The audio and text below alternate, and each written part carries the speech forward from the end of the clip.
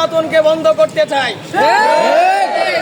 ফিলিস্তিনিদের এই নবজাতক শিশু থেকে শুরু করে বৃদ্ধ বৃদ্ধা পর্যন্ত নির্বিচারে যাদেরকে হত্যা করা হচ্ছে, আমরা এই বাংলার জমিনের এই 175-এর পূর্ণভূমি থেকে আমরা আমাদের স্লোগান তুলতে যাচ্ছি। এই সাধারণ শিক্ষার্থীদের সকলের প্রাণের দাবি হচ্ছে অনতি বিলম্বে ফিলিস্তিনিদের উপর সকল ধরনের নির্যাতন বন্ধ করতে হবে। ফিলিস্তিনিদের আর একটা প্রাণ যাক, আমরা সেটা কোনোভাবেই চাই না।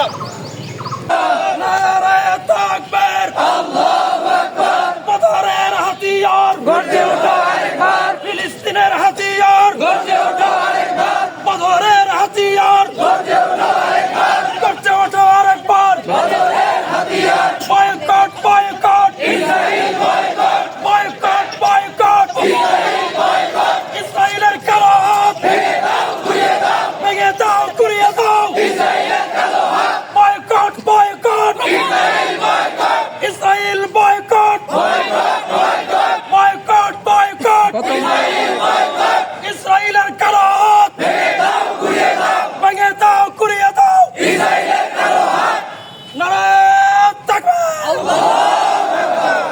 শাহজালালের পুণ্যভূমিতে যখন রাজা গৌর গোবিন্দ শাসন করত, ঠিক সেই সময়ে এক মুসলিম ভাই, সে যখন গরু কুরবানি করেছিল, তাকে অন্যায়ভাবে হত্যা করা হয়েছিল। তার সেই হত্যার বদলা নেওয়ার জন্য সেই সুদূর ইয়েমেন দেশ থেকে শাহজালাল ইয়েমেনি রহমাতুল্লাহ আলাইহি 360 জন আউলিয়া নিয়ে এসে রাজা গৌর গোবিন্দের প্রাসাদকে ভেঙে গুড়িয়ে দিয়েছিলেন।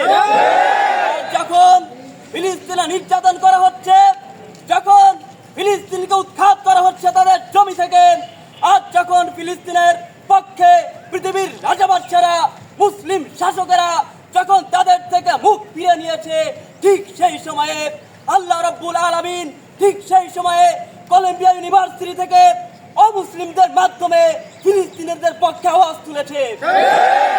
আমরা